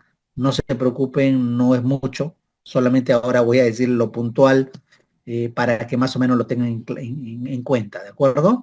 Sin embargo, a veces es una gran diferencia entre nosotros, los profesionales, y los técnicos, es que nosotros no solamente sabemos hacer las cosas, sino tenemos que saber por qué las hacemos, ¿verdad? Así que un poquito de paciencia, jóvenes. La virimia plasmática o carga viral del virus de inmunodeficiencia humana se define como el número de copias de ARN del virus, ¿no?, que se encuentran presentes en el plasma. Y ojo, esto no es aislado, tiene que medirse la población de linfocitos CD4, ¿correcto? ¿Alguien se acuerda qué tipo de linfocitos son los linfocitos CD4? ¿Son linfocitos T o son linfocitos B? Los linfocitos CD4, también llamados linfocitos helper. Eso lo vimos en la primera clase cuando hablábamos de diferencias celulares. Así es, son linfocitos T. Linfocitos T, ¿no? Acuérdense que también los citotóxicos, y bueno, tenemos toda una miscelánea de linfocitos de acuerdo al lugar, ¿correcto? Entonces, es uno de los factores a valorar, obviamente, para decidir si se debe iniciar el tratamiento, aunque recuerde que el recuento del linfocito CD4 es el mejor indicador para ver el inicio de tratamiento. ¿Cuál es el objetivo del tratamiento con los retrovirales que disponemos a la actualidad y que cada vez son mucho mejores? Hay gente que ya sabemos que no se va a morir de SIDA, se va a morir con su VIH latente en su sangre y se va a morir de hipertensión, de un derrame cerebral, bueno, un accidente cerebrovascular, de un infarto de miocardio o de viejito en su cama, porque han logrado mantener en pausa el virus durante ya 40, 50 años, ¿no? Historias tenemos un montón. Lo importante es detectarlo a tiempo. El objetivo entonces es reducir la carga viral de modo que esté por debajo de los límites de detección, o debajo de menos de 50 copias por mililitro. Ese es el nivel, ¿correcto? Y así estar el mayor tiempo posible, porque se ha demostrado, disculpe, que con eso ya no se seleccionan mutaciones de resistencia. Acuérdense que el virus, a pesar de todo, es un organismo vivo. Quizás no tenga todas las características de una célula eucariótica, pero es capaz de sobrevivir y buscar la forma de mutar para seguir avanzando y poder seguir invadiendo nuestro organismo, el huésped. Entonces, puede haber mutaciones y eso es lo que hace que a veces un paciente o una paciente no evolucione bien en su seguimiento. ¿Por qué uno si toma el mismo medicamento, uno sí se empeoró y el otro sí se mantiene bien? La diferencia está en que a veces puede haber mutaciones, ¿no? Que no siempre dependen de la exposición al medicamento o de la dosis, sino también de factores propios de cada persona, ¿no? Hasta de si es acetilador rápido, ¿no? Que es una característica del hígado con respecto a los medicamentos, pasando por si ha estado un buen tiempo, cómo está su función hepática o su función renal, y donde de repente la farmacocinética o la farmacodinámica del retroviral que se está dando, pues simplemente no va a hacer que funcione en una persona y en otra sí funcione. Eh, Se dice que una vez que se instala el tratamiento, la carga viral disminuye muy rápido en las primeras semanas, ¿no? A cifras que, bueno, ahí menciona una cifra logarítmica, pero es una cifra más bien matemática, ¿no? Entonces, si ustedes no quieren recordar todo lo que hemos repasado en las últimas 6, 7 diapositivas, bueno, acá tienen el resumen, ¿sí? Seguro te van a querer matar y decir, ¿por qué no empezaron por ahí? Ok, acá tienen cómo es que tienen que aplicar el algoritmo, cómo hacer un diagnóstico de infección por VIH, ¿no?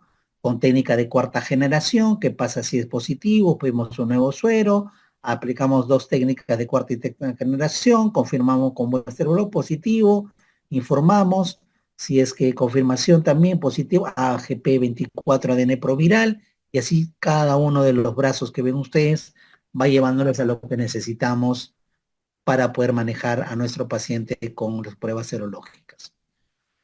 Aquí está en la población de linfocitos que les decía que tenemos también los CD3, los helper, tenemos, ¿no? Los que conocemos como CD4, los citotóxicos, los supresores.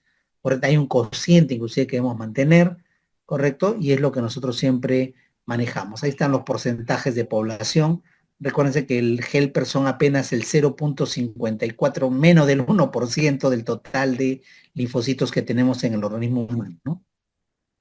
Y acuérdense que los linfocitos es parte de todos los, es uno de los grupos de leucocitos mononucleares, ¿no? Porque el otro son los monocitos. Y más numerosos todavía son los polimorfonucleares, que son los neutrófilos que habíamos visto en la clase respectiva, ¿no? Entonces, la carga viral y los linfocitos CD4 tienen sus momentos. Cuando se hace el diagnóstico hay que realizar la carga viral y el CD4. Si no tiene tratamiento antirretroviral, ¿no? La carga viral es opcional, pero el recuento de CD4 sí o sí cada 3 a 6 meses. ¿Qué pasa si cambiamos la terapia antirretroviral? Hay que hacer una carga viral 4 semanas después de haber hecho ese cambio. Y luego cada 3 a 6 meses. Y el recuento no paramos, siempre cada 3 a 6 meses.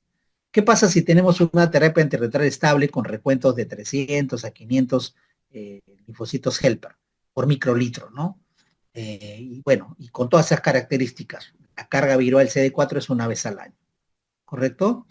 Si la cosa es mucho mejor todavía, ¿correcto? La carga virológica no solamente es menos de 50 copias, sino los recuentos son mayores a 500 CD4, ya no es necesario hacer CD4, solamente basta con hacer carga viral una vez al año. Cada vez que haya un cambio clínico significativo en el proceso que el paciente está tomando sus retrovirales, por alguna razón sospechamos, no sé, aparece un ganglio por ahí, aparece una anemia que no tiene una explicación, obviamente tendremos que volver a realizar la prueba, independientemente que hace 2 o 3 meses se la haya hecho. Ya sabemos que se puede transmitir de madre a hijo por vía transplantaria perinatal. Sabemos que el riesgo es importante cuando la cifra está menos de 200 de CD4 células por milímetro cúbico, y porque eso generalmente habla de altas cargas víricas en el sistema inmune de la madre y por lo tanto mayor probabilidad que pase al bebé. Ya sabemos que cada vez que hay un parto vaginal, pretérmino, rotura de membranas o corionitis, el riesgo aumenta más porque el contacto obviamente del virus de la madre al bebé, el paso del virus es mayor. ¿Cómo prevenimos? Ya saben ustedes el gol estándar que utilizamos para prevenir la transmisión vertical, ¿no? Suprimimos la lactancia, se dice que si la paciente estuviera lactando duplica la tasa de transmisión. Tenemos que hacer VIH a todas, correcto, a todas las embarazadas. Si se detecta positivo, debe tomar tratamiento con antirretrovirales. También igual que el herpes que les había hablado de la ciclovir, es un medicamento antiviral que está reportado también con medicamento tipo C, pero los beneficios superan los riesgos. Y por supuesto la cesárea, ¿no? Cuando la carga vírica materna sea mayor de 1000. Si es menos de 1000, la guía nacional dice que puede tenerse de parto vaginal. Y obviamente hay hospitales, incluyendo el mío, no somos, inclusive diría que somos la mayoría, de hospitales que así la carga vírica materna sea menos de 1000, la paciente es programada para cesárea electiva a las 38 semanas. Claro, siempre y cuando no haya ninguna otra cosa, ¿no? Aquí tienen algunos, los que interesan situaciones de tratamiento para la madre, en qué caso se pueda tratamiento no al principio, en el trabajo de parto o al nacer.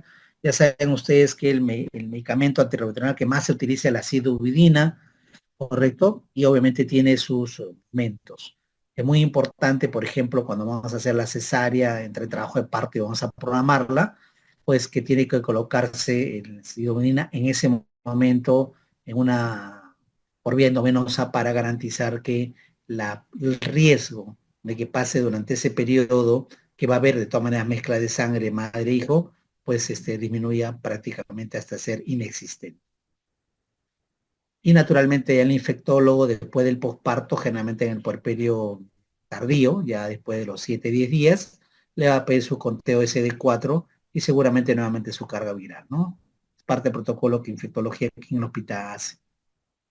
O sea, no solamente viene a su control posparto obstétrico, sino viene también para hacer su control del otro.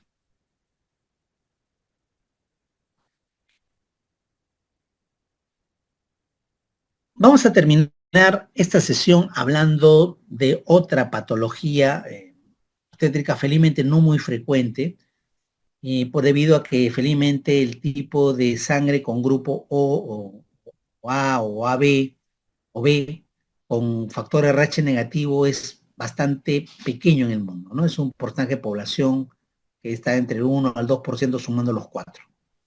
Correcto, la gran mayoría son grupos con RH positivo. Ya recuerdan ustedes que aparte de los 4 grupos que tenemos solamente 2 factores RH, o lo tenemos o no. El más frecuente es tenerlo y el RH viene pues de que en un momento cuando intentaron buscar los antígenos de histocompatibilidad, en este caso del tejido líquido que es la sangre, encontraron que cuando reaccionaban con el monoresus, ¿verdad? Tenían a precipitar. Y cuando no reaccionaban con la sangre del monoresus, así se llama esa raza de monos, resus RH esus, ¿no? O sea, y de ahí viene el nombre, ¿no? Los que no presentan RH negativo, ¿correcto? Entonces, ¿qué pasa cuando la madre, no el padre, ¿no? La madre es un RH negativo? Obviamente siempre hay que hacer algunas medidas. Acá hay que recordar que la madre va a producir anticuerpos contra la inmunoglobulina D, que es característica del RH positivo. El RH positivo tiene, digamos, en su cubierta inmunoglobulina D, ¿correcto? Ese es el nombre. Por lo tanto, la madre va a producir anticuerpos porque ella no tiene, ¿verdad? Contra ese inmunoglobulina. Porque si lo tuviera, no habría ningún problema. Si fuera RH positivo, igual que la pareja. Por supuesto, siempre puede haber, hace poco el año pasado tuve una paciente que me dijo que su esposo también era RH negativo igual que ella. Ya estábamos por la semana 18, creo, de control de embarazo, y había tenido como 3 controles. Y le exigí que me mostrara el resultado del RH y bueno, a regañadientes se lo hizo, y ahí recién su esposo se enteró que mucho tiempo le había pensado que era RH negativo y se entera que es RH positivo, ¿sí? Por supuesto, también vamos a escuchar que existe un antígeno llamado DU, D en mayúscula como lo ven en pantalla, y también pero con una U minúscula, variante DU. Es una cosa rara. Son pacientes que a algunas veces su prueba de sangre le va a salir que es O positivo y otra le va a salir que es O negativo. O A positivo, A negativo. O sea, un RH variable. ¿Correcto? Es por eso que cuando tenemos una paciente con RH negativo, siempre tenemos que ir, hágase la variante de antígeno DU. Si el antígeno DU sale positivo, significa que es variable. Curiosamente, ¿qué significa eso? Finalmente, ¿qué aplicación tiene? Que a pesar que ella pueda alguna vez de salir de su sangre RH negativo o RH positivo, la manejamos como si fuera un RH positivo. En otras palabras, esta complicación que estamos viendo en la pantalla no la va a tener. Pero si su variante DU sale negativo, significa que es RH negativo y por lo tanto esta enfermedad la puede tener. No es que la va a tener.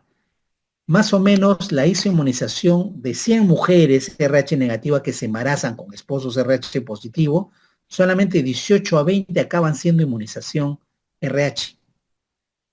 Si la gran mayoría no hace. Incluso en la etapa pre-uso de inmunoglobulina. Con inmunoglobulina la cosa todavía cambia mucho más. Y también hay que entender que de ese grupo, de esos 18 que le decía de 100, 18-20, solamente la mitad podrá ser una enfermedad hemolítica. Y felizmente la gran mayoría de esa enfermedad suele ser leve, suele ser controlable. Quizás una ictericia por ahí, que lo único que van a tener es su bebé internado varios días por parto con una lámpara de fototerapia, ¿no? Para disolver la ictericia. Pero claro, va a aparecer casos dramáticos muy graves, donde se produce esta circulación de anticuerpos eh, a la circulación de lo que produce la madre al feto, ellas son inmunoglobulina G, al bebé, al feto le va a producir una hemólisis extravascular, ya saben lo que es hemólisis, ya saben lo que es extravascular, obviamente eso va a originar una anemia, puede tener una insuficiencia cardíaca, estoy hablando del bebé, hiperbilirrubinemia y anoxia también en los tejidos. También hay que entender que muchas veces esto no le pasa al primer embarazo, a menos que la paciente antes haya tenido un episodio de aborto, de tópico, de mola, y que figuró como en su historia obstétrica como que este es su segundigesta nulípara o tercigesta nulípara, ¿correcto? Pero si es el primer embarazo, esto no le va a pasar a ella, o tenga de repente por ahí una sangrado por placenta previa en este embarazo y mala suerte, este bebé de este embarazo actual sí se mezcla la sangre y estos anticuerpos ingresan a su circulación, pero son los menos casos, no llegan ni a la 10ª parte. La gran mayoría, la afección hay que esperarla, prevenirla en el segundo embarazo, pero hay que actuar en el primero, ¿de acuerdo? ¿Y qué pruebas hacemos? Además de saber el grupo sanguíneo, el factor RH de nuestra paciente, también el de la pareja, podemos aplicar en esta paciente con RH negativo periódicamente en su embarazo, así como hacemos hemoglobina cada cierto tiempo, una prueba que se llama TS-CUMS. Y del TS-CUMS, el tipo indirecto. ¿Cómo vamos de tiempo? Ya. La prueba de CUMS directa, ¿correcto? Para que les ahorro esto, lo que va a hacer que los glóbulos rojos se aglutinan y se hemolizan. ¿Correcto? Se destruyen. Por lo tanto, esta hemólisis puede traer anemia.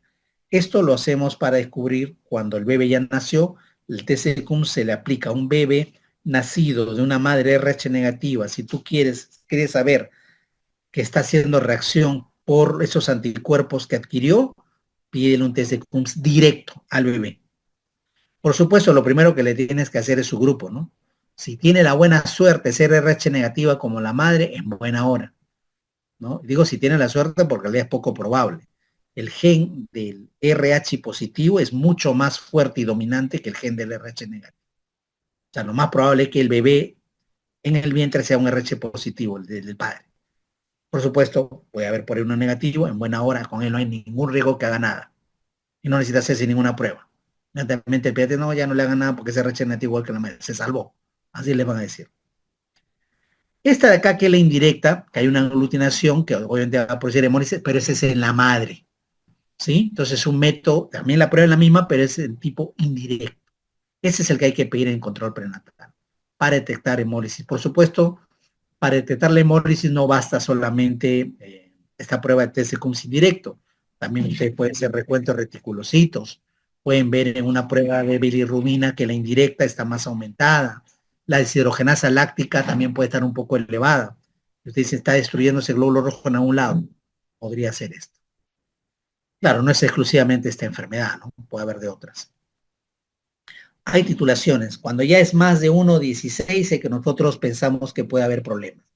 Si es menos de 1 en 16, que son titulaciones que salen en el CUMS, obviamente simplemente la enviamos a vigilancia desde las 24 semanas, le ponemos en la inmunoglobulina anti-D. Mucha gente dice vacuna, ¿no? En realidad no es una vacuna, es un suero en todo caso, una inmunoglobulina anti-D, 300 microgramos, antes de, ¿no? Entre más o menos la semana 28 y 32, y suele darse una segunda dosis entre las 72 horas del posparto. Me dirán por ahí, ¿qué pasó si no dieron en el embarazo recién? Le apliquen en el posparto la misma dosis, ¿sí? No hay ningún problema.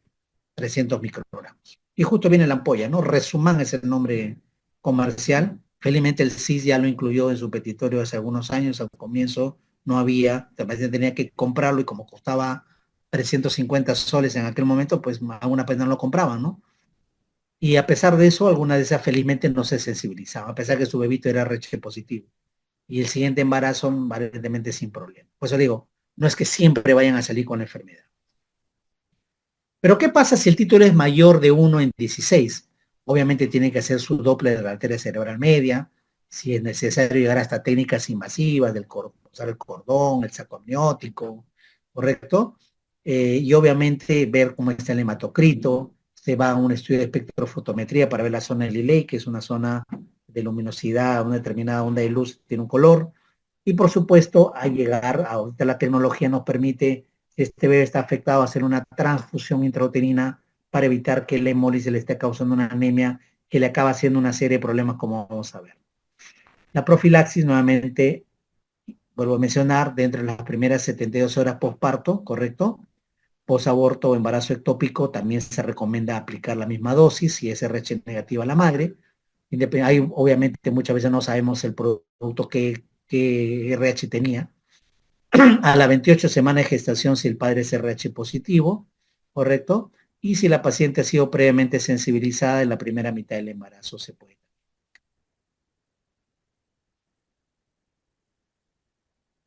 Bueno, esa es la imagen dramática, trágica que podemos encontrar en un feto que acaba siendo expulsado realmente por un parto eh, inmaduro, un parto pretérmino inmaduro, de pocas edades, o un aborto fetal tardío, donde es un cuerpo totalmente emaciado, hinchado, ¿no?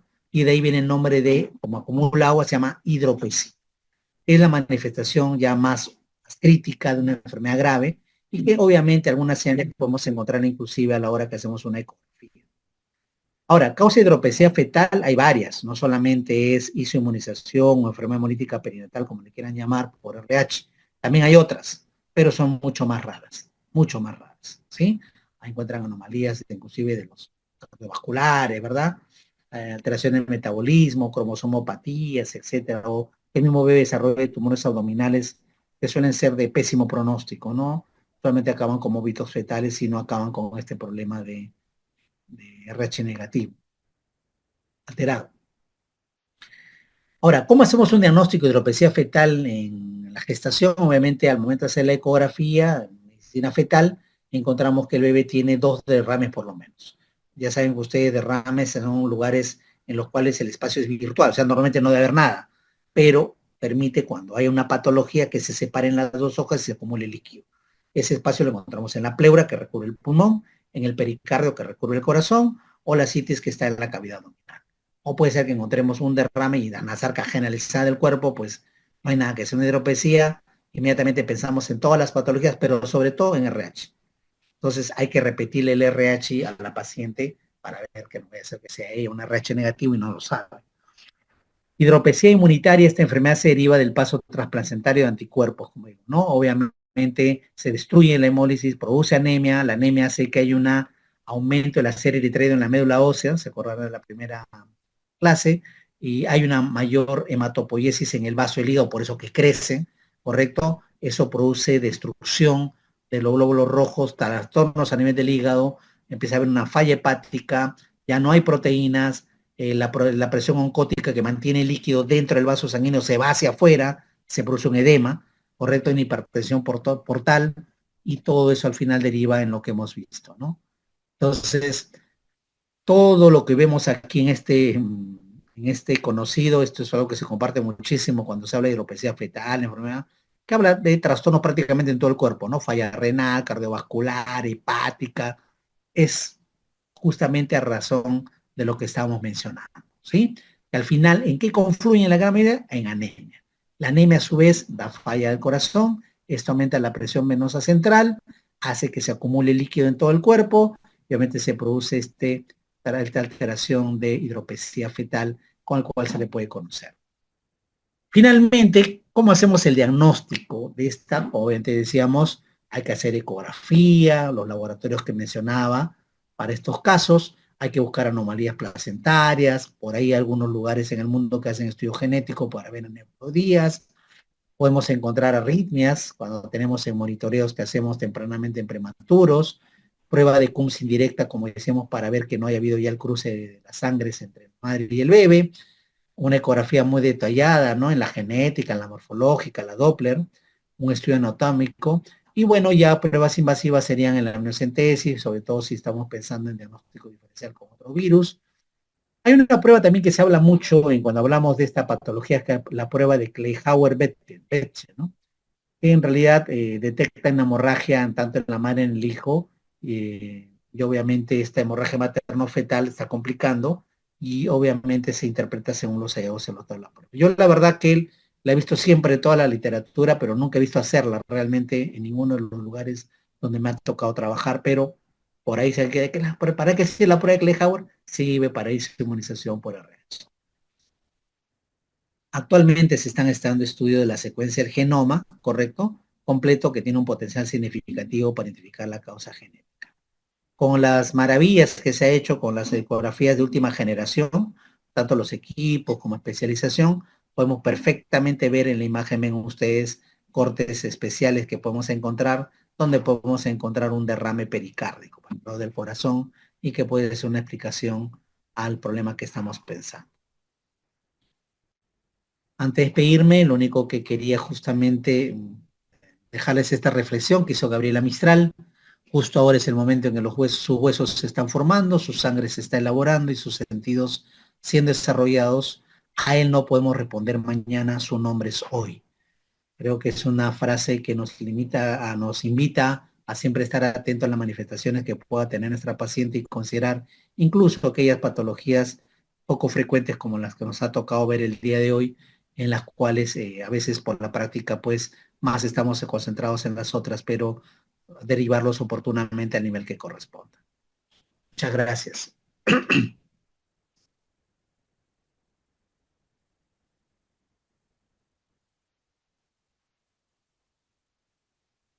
Parece que habían unas preguntas por ahí.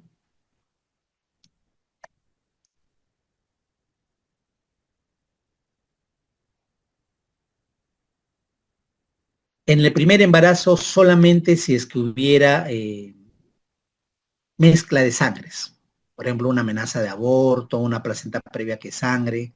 Ahí sí, sí ha sido significativo, lo cual, valgan verdades, es muy subjetivo, pero ante la duda colocarle. Es mejor colocarle, porque sí podría sensibilizar por el resto del embarazo.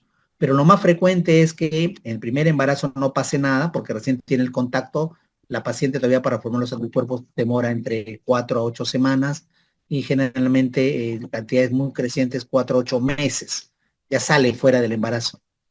Entonces ya te quedan esos anticuerpos circulando en la sangre hasta que venga el siguiente bebé, ¿no? A menos que el otro bebé que venga tenga la suerte de ser un RH positivo y no va a pasar absolutamente nada. Ah, es exactamente igual. No hay diferencia. Más bien, no hay diferencia que sea O negativo o A negativo. El manejo es el mismo. No hay ninguna diferencia. Más bien, lo que sí debo recordarles es que, y seguramente cuando pasen, usted visita los lugares maternos infantiles, donde a veces tengan niños con ictericia recién nacidos, que hay que recordar que una incompatibilidad poco recordada es la de grupo, ¿no? La incompatibilidad OA, AB, ¿correcto? OB. Ese tipo de incompatibilidades puede originar problemas, digamos, en el bebé, dar ictericias y trastornos que no llegan a tener este impacto dramático que hemos visto en las fotos, pero sí pueden originar unos problemas en el bebé y puede explicar por qué un bebé de repente puede tener un poco de polimia en las primeras 72 horas, la taquimia transitoria que hablan los neonatólogos, o tener un poco de ictericia, ¿no? Pues siempre ver, ¿no? ¿Cuál es el grupo de la madre, cuál es el grupo del padre y obviamente el grupo del bebé, ¿no? Eso, bueno, ellos lo buscan más que nosotros porque obviamente tienen al bebé ahí, ¿no? Pero hay incompatibilidad de grupo, ¿no? También es una de las cosas que, pero no produce ese efecto tan fuerte, tan severo, la incompatibilidad de factor RH, donde es mucho más intenso. Una última pregunta, nos hemos pasado un minuto, disculpen a todos. Sheila nos pregunta, ya sería 3 dosis. Las 2 dosis son inamovibles. Si tiene la oportunidad de colocarla en la semana 28 y luego después posparto en las primeras 72 tiene que ponerse sí o sí. Pero si aparte de eso tuvo un episodio de amenaza de aborto a la semana 12, le colocas. Y luego repites a la 28 y luego al momento del parto. Si tuvo por una placenta previa que sangró y consideraste colocarle a la semana, no sé, 34, pues le pusiste la de 28 o la de 34 y vas a tener que colocarle la otra. Eso no cambia. Creo que esas fueron las últimas. Les agradezco muchísimo. Mañana nos estaremos encontrando. Ya para mañana tenemos solucionado para tener la otra laptop para poder hacer la presentación más acorde y más apropiada para ustedes. Que tengan muy buenas noches.